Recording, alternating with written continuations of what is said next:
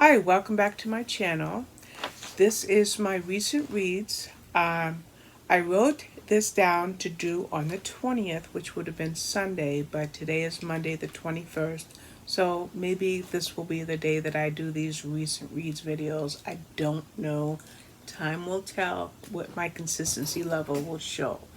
Now I'm trying to bring my table closer because all the books are to my right. Now, most of the time when I read ARCs, which are advanced reader copies, I get them through NetGalley and occasionally Edelweiss. Or I get widgets. Widgets are direct links from any particular publisher for something that I'm asked to review. But this week comprised mostly of, how can I say this properly? Mostly of nonfiction print arcs that I wanted to review for the sake of showing appreciation, just trying to bring up Goodreads, for showing appreciation for all of the print arcs that publishers send me every single week. The thing is, I have so many hundreds of NetGalley arcs that I was not being productive, I guess I use that word, when it came to reading the print arcs. So I decided that I want to try to read 10 print arcs every single month. That's my personal goal. Yes, I'm taking off my glasses because I'm trying to bring up something on Goodreads while I'm talking. So forgive me for doing that, but I needed to bring up something and you'll see why in a minute. Okay, so my goal is to eliminate this huge stack of print arcs that the publishers are so graciously sending me. So I started with the nonfiction ones. Now you're going to see two nonfiction videos. The first one is what I wanted to read, and the second is the recap. And now I'm going to talk about them again because they come up in the recent reads. But the recent reads incorporates other books, just a few other books that were not nonfiction. I'm just going to fold this because I don't want to drop it. So, the first nonfiction arc I read since my last video was Run, Rose, Run by Dolly Parton and James Patterson. Now, James Patterson, we all know who he is, and Dolly Parton, we all know who she is. Well, they co-authored this book. Now, I did mean to watch a couple of the trailers or interviews before I made this video, but I just haven't had the time to do that. But I got this as an audiobook arc maybe 2 weeks ago. And so it came in, I think, on March 8th, but I didn't get to it till a week ago or something like that.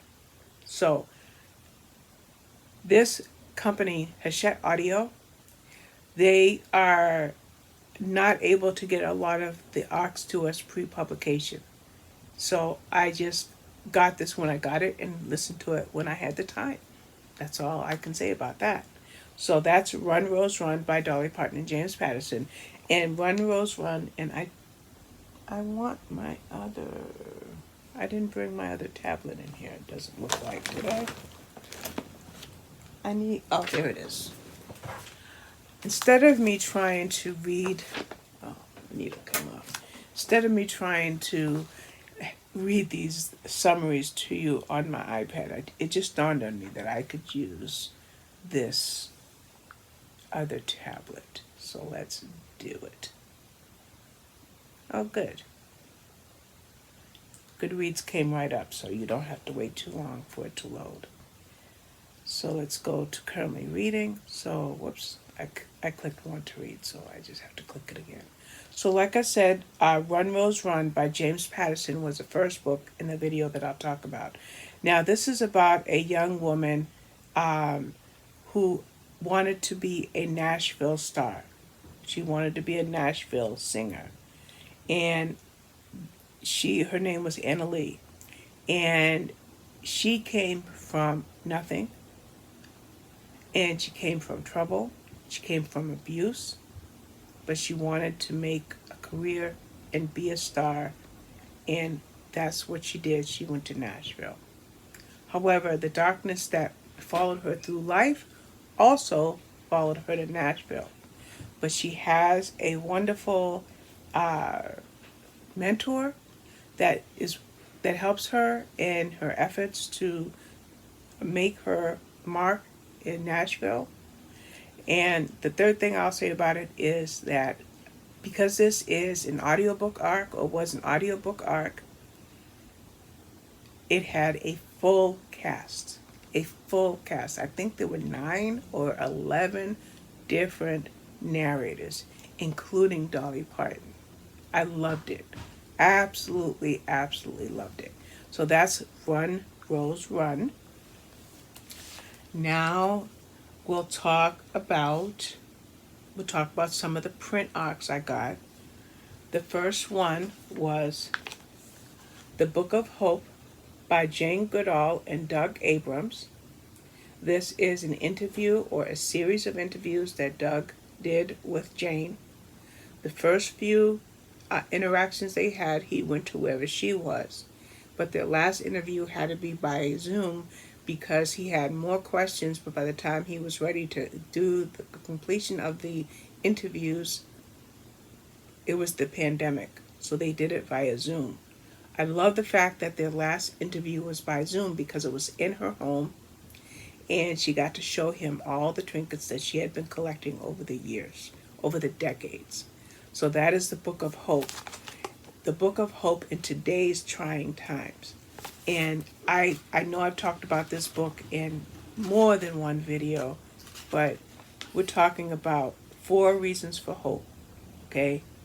Jane talks about the amazing human intellect, the resilience of nature, the power of young people, and the indomitable human spirit. Wonderful, wonderful book. Loved it. I'm trying to figure out where to put stuff because I am in my recliner. The next book that I read in my nonfiction quest was by Lauren Martin. It was called The Book of Moods. It was How I Turn My Worst Emotions into My Best Life. I loved this book. And just like Jane Goodall had 4 sections in this book, in her book, this book had, I think, 7. And it talked about the past, the mood, the past and the future, the mood, beauty, the mood, work, the mood, friends, the mood, family, the mood, the body, lastly, the mood, unforeseen circumstances. Excellent book. Very, very, very helpful in the difficult times we live in and all the various emotions that we experience in every facet of our lives, whether it is personal relationships, whether it is social media, whether it is health, whether it is the workplace, it doesn't matter. We always have a problem that affects our moods. So this is very uplifting and very helpful. The next book I read was not a nonfiction. It was Her Country Gentleman. This was an anthology by 3 authors, and they were Sean and Bessie, Sarah M. Eden, and Rebecca Connolly. Now, this is book number 1 in the Timeless Georgian Collection series. Now, the publisher for this is Mirror Press, and I got an email, and I didn't think I was going to have time. And then the publicist emailed me a second time, and I said, yeah, I'll squeeze it in. So I did, and it doesn't look like I put the good review on Goodreads, but the review for this is on my blog. And there were 3 stories. Sean and Bessie is Spring at Tribley Hall. Then Sarah M. Eden is Love of My Heart. And then Rebecca Connolly's story is Miss Smith Goes to Wiltshire. Now, I had been making videos for all of the books that I've been reading, but I read this one before I made that decision. So this does not have a video review. But if you'd like one, I'm glad to do one. So that was Her Country Gentleman. Like I said, it was a digital anthology that I got for review. The next book I read, I'm looking down at my notes if you notice that pause, was The Black Agenda. This was by Anna Gifty Opoku Aggeman. And this is Bold Solutions for a Broken System. Now, this book has been said to be the first of its kind because it deals with today's systemic problems of economics, education, health, climate, and technology. But it's all from a Black perspective. Black educators, Black experts, Black policymakers, those in mental health. It deals with artificial intelligence, the climate movement, even the LGBTQ community, the criminal justice system, Black Lives Matter. Excellent, excellent, excellent book. I'm so glad I read it. As a matter of fact, another book that's kind of like this, but this is a book of essays. But another book that's more like a memoir came up on NetGalley, and I requested it, so I hope to read another book kind of on that same vein. The next book I read, I don't know why they're upside down in this pile, is 30 Life Crisis by Lisa Schwartz. Now, I was completely unfamiliar with Lisa Schwartz when I got this book. As a matter of fact, I've had all of these books. Some of them go back to 2019. I've had them forever. Some of them are either just coming out or have been out for quite some time, and this is one of the ones that had been out for quite some time. Now, this is funny. This is like kind of it's a memoir of essays, but in a humorous sense, because in this book she says, so if you've ever had to figure out parenting your parents, yikes, discovering that your boyfriend likes boys, surprise, a sudden sloth-like metabolism, ugh, gender reveal parties, seriously, it's an actual thing. So I love this book, really good book. The next book I read, this was very educational. This was Fighting for Space by Amy Shira Teital. And this is two women in their battle to be the first woman in space, or at least the first American woman in space. So our two women are Jackie Cochran and Jerry Cobb. Jackie Cochran and Jerry Cobb. So this is a dual biography. I've never read a dual biography before, but I have now. And I love this book because, first of all, as I mentioned, all of these books are already out, but in every case, they were available at my library as audiobooks. I think in one case I had to use my Audible subscription, but by far I was able to get them as audiobooks, and so I was able to listen to these books. But even though I listened to them, I used my reader, or it's like a book stand, and I was able to read the book and listen to the book and flip through this as I got to it. And so as I was getting through the book, I was able to enjoy not only pictures in the book, as you can see here, but there were telegrams and letters, even correspondence from presidents at the time. Of course, now I can't seem to bring any of them up. I should have tagged them. But, yeah, like different letters and things like that. But I want to tell you something about this, and I don't think I mentioned this in my video.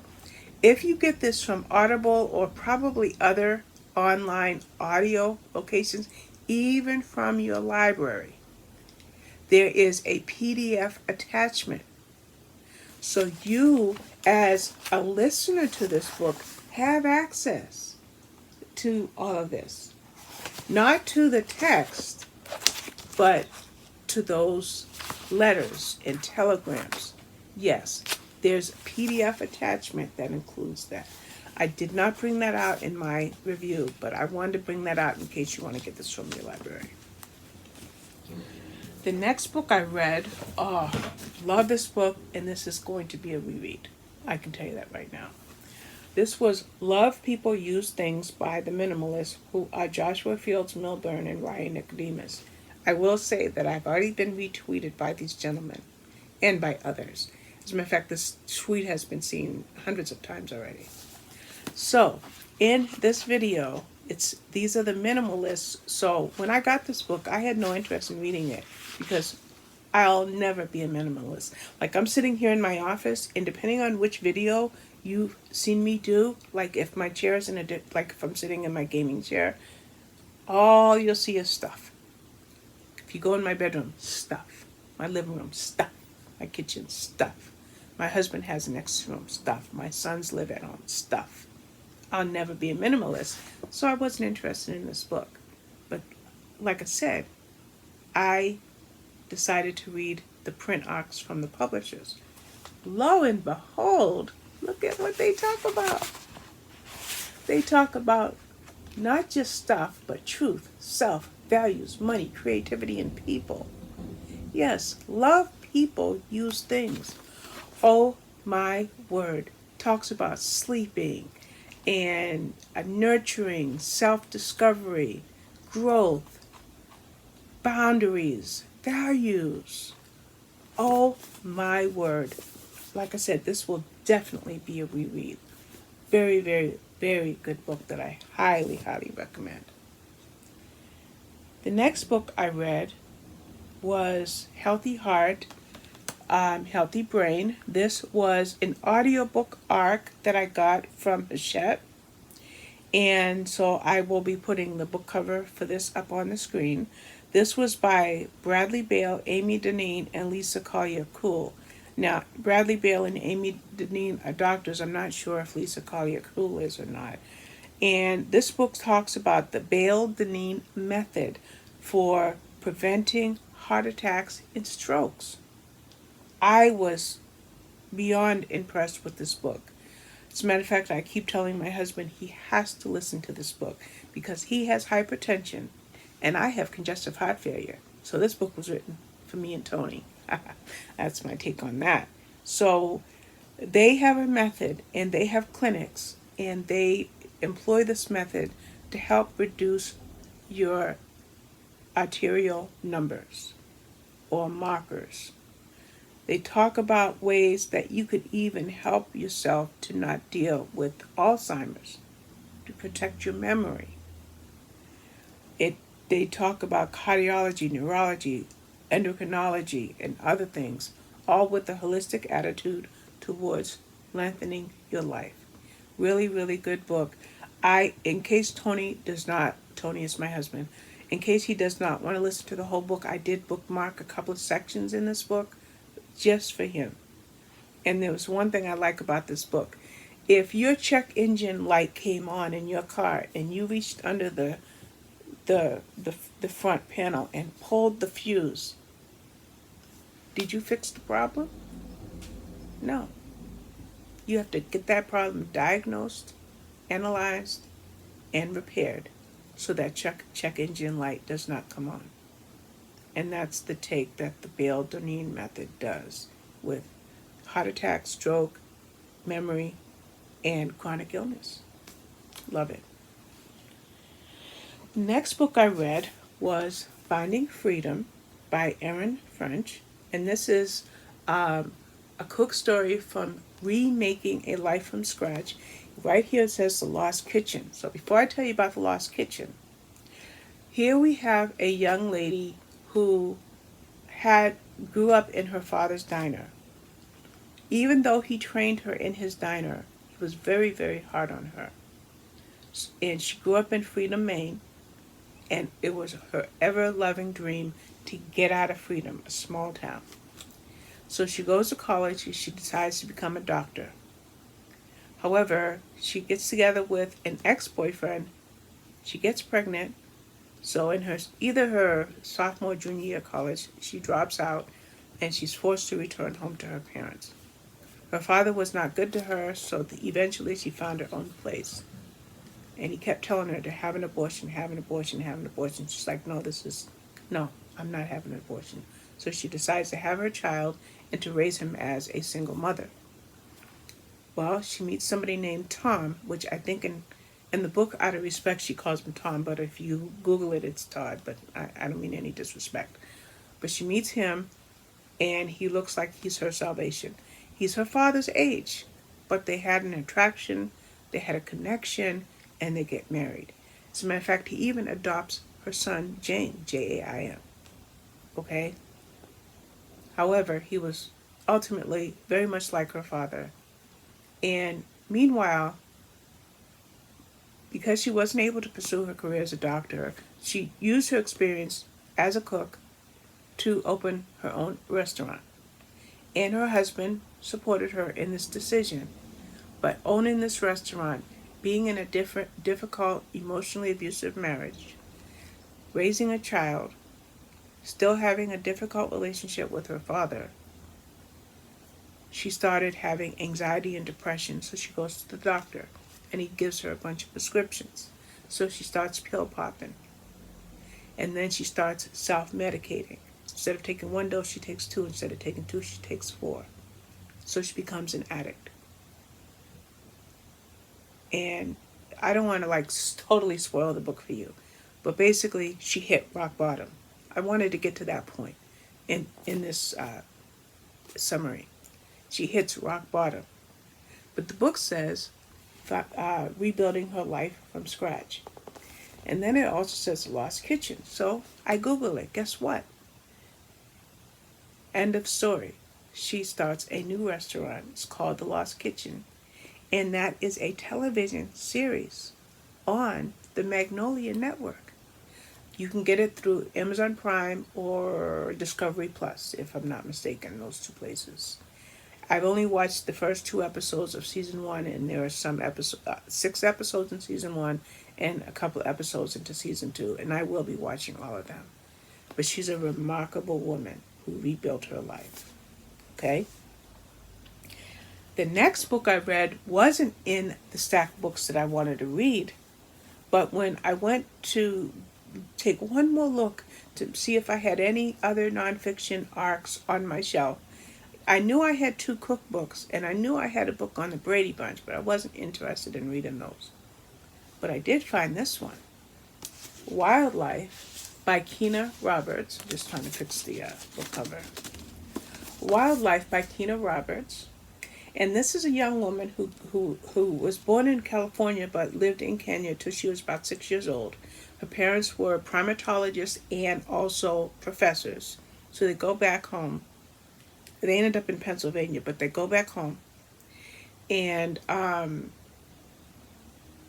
then they get a grant to create what was called a Baboon Camp. Yeah, Baboon Camp. And so that's in Botswana, Africa. So Keena and her sister Lucy would accompany her parents more months out of the year in Africa, in Botswana, than they were in Philadelphia. Whenever they would cycle back to Philadelphia, because as professors her parents had teaching responsibilities, she would go to a private school. And then they would go back to Botswana and do more research, and they would go back and forth. Okay? When she was in Botswana, she dealt with lions and elephants and snakes and I think hyenas and maybe one other predator. But whenever she was home in her private school situation, her predators were bullies and mean girls. So she had to navigate difficult waters, whether she was in a posh private school in Pennsylvania or in the plains of Botswana, Africa. I loved this book. Excellent, excellent book. The next book I read was, at this point, I was done with my nonfiction, and I read 2 more, why can't I find it? Okay, I will have to search it. I read 2 more fictional books. And this was Camilla Knows Best by Farah, Heron. And now, let me tell you about Farah, Heron. I have The Accidental Engagement by her. I've had it since last year, but I never got around to reading it. So when I saw her name on NetGalley, Farah Heron, and I am popping up the book cover, I decided that I just have to get it even if I don't have time to read it. Well, it was just going to sit in this huge queue that I have developed on NetGalley, and I think I've got 600 or 700 books in that queue. Well, I got an email from Hachette Audio, and they usually present 30 or 35 books. They give you an Edelweiss link, and you can read all the summaries. So of those 30-something books, I chose 8, and one of them was this one, Camilla Knows Best. And I'm like, okay, great. It doesn't have to sit in my queue for forever. I'm going to listen to this as an audiobook. And it just came out March 8th, so I'm so glad that I got it from Hachette because it got me to read it. As a matter of fact, now I got to hurry up and go back and read Accidentally Engaged. But in any event, this is about an Indian couple. We have Kamila Hussain and Rohan Nasser, and they were best friends. Best friends since, as a matter of fact, he was 5 years older, so when she came home from the hospital, he held her. Okay? That's how long they've known each other. Through life, they were best friends. Well, now Camilla is struggling. She's happy on the one hand because she's got a great job as an accountant. She volunteers in every doggy thing that's possible, like a doggy prom, doggy adoption. She has great friends. She does Bollywood parties for her friends, and she's a matchmaker. But what she doesn't have is a love of her own. Yeah, she's, no, don't. Talking to Toby, telling him not to jump up here. Yes, she, kind of gets around, she's very, not promiscuous, but very, very, she does what she wants to do. But she doesn't have a forever love, and she's not really even looking for one. Well, somewhere along the way, this cat's going to come up here. I don't know how he's going to squeeze up here, but anyway, somewhere along the way, she starts to develop feelings for Rohan. And she sees him in a different light. And that starts to confuse her. But she's dealing with other issues. 2 other big issues in this book. The first one is, as a child, she was emotionally abused by her mother, who is now deceased.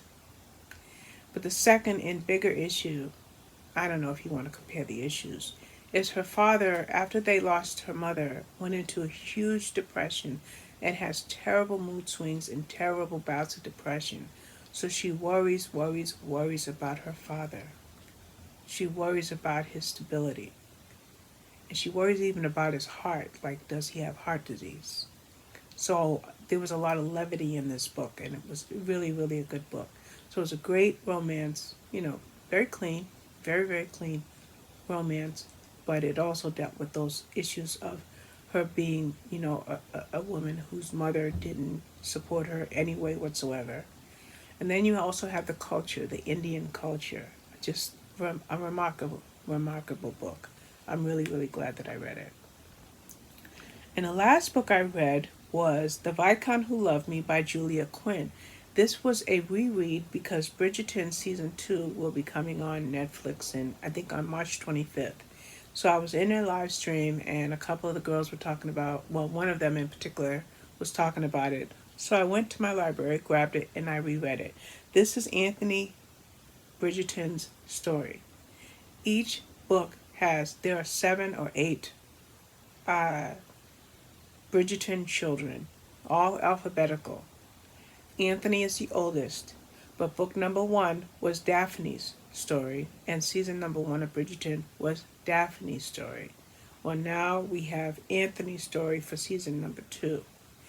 Anthony's story, coincidentally, is the best, to me, out of all the ones in all of the books I read by Julia Quinn. Now, Anthony, well, the Bridgerton siblings lost their father when he was only 38 years old. He got stung by a bee and he died. I guess I think it's anaphylactic shock. I think that's the term. They didn't use that term because this was in the 1800s. But Anthony took over the role as family head. He made sure his brothers got to university. He gave his sisters dowries and set up their seasons. He did everything. Took care of their mother. But now he decides, wait a minute. My uncle died when he was, I think, 36. My father died when he was 38. I'm in my 30s. I've got to hurry up and get married and sire a child because I'm going to die young too. So he decides, I'm going to get married. So when he tells his family, guess what? I'm going to look for a wife. It's the season. I'm going to look for a wife. And his family is utterly shocked. Like, Anthony, you're a rake. You have women everywhere. What are you talking about? He's no. But he doesn't tell them his fear, his innate fear of dying. He just says it's time. So he decides that, I don't know where my notes are, but he wanted three things in a wife. Let's see if I can remember. One is she had to be reasonably attractive. Two, she had to be intelligent. And three, she had to be someone he could never fall in love with. I'm so glad I remembered those three things. That's what he was looking for in a wife. So he chooses a woman named Edwina. Well, her sister, Kate, was very, very protective of Edwina. And there was no way Edwina would Kate would let Edwina be wooed by and marry a rake. So she does everything she can to dissuade her sister from accepting any advances from Anthony Bridgerton. However, they start to be attracted to each other. But neither one of them knows to the extent of the other's feelings. I loved this book.